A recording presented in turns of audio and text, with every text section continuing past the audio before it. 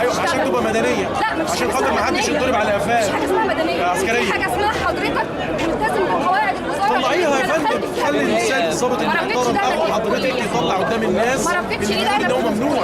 ما ربيتش ده، انا كبت في الكليه. ايوه يا فندم، انا راجل دلوقتي طلعت بعد الثوره زي ما حضرتك طلعتوا اتكلمتوا بعد الثوره دلوقتي. لا انا طول عمري بتكلم. ايوه ما احنا عارفين، كلنا بنعرفك في الاعلام، كلنا شفناك قبل كده. طول عمري انتوا عارفين بتكلم. طبعا ان انا كنت بتطلع في الاعلام. لا طول عمري اتكلمي معايا. انا مش مرتاح. انا مش مرتاح وارد عليك. انا بقول له سؤال واحد. هو دلوقتي لما دخل الكليه كان في شروط في حاجه اسمها الوزاره ان هو قانون. يربي ده. هتسمعيني؟ انا سمعتك. هتسمعيني؟ اللي انت بتقوليه دوت كويس قوي قوي جميل، ولكن لازم يكون منصوص عليه في القانون. اللي يحكم بيني وبينك ايه؟ العرف ولا القانون؟ القانون. اتفقتي على كده؟ يبقى يقدروا يرجعوا. هل القانون ده ايام مبارك والعدلي كان وهل هيقول انت إن كنت هو- بتقدري لو تتكلمي سمحت- ايام العدلي لو سمحت- ومبارك؟ لو سمحت هل كان هو ايام العدلي ومبارك كان هيقول له من حقك تربي حياتك؟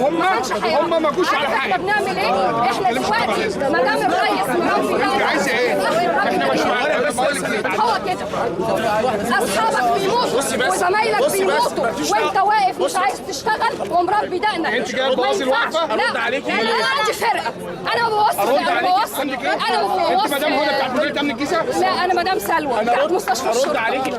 طب لو سمحت ممنوع الكلام مع الحريم يا معلش. لا مش حاجه اسمها ما بنتكلمش عن الحريم. لا لا ما هي الحريم دي النبي كان بيتكلم. باشا بعد اذنك بعد اذنك بعد اذنك احنا عاوزين رجاله نتكلم معاه. يعني رجاله انا ماليش حق في البلد، انا ليا حق.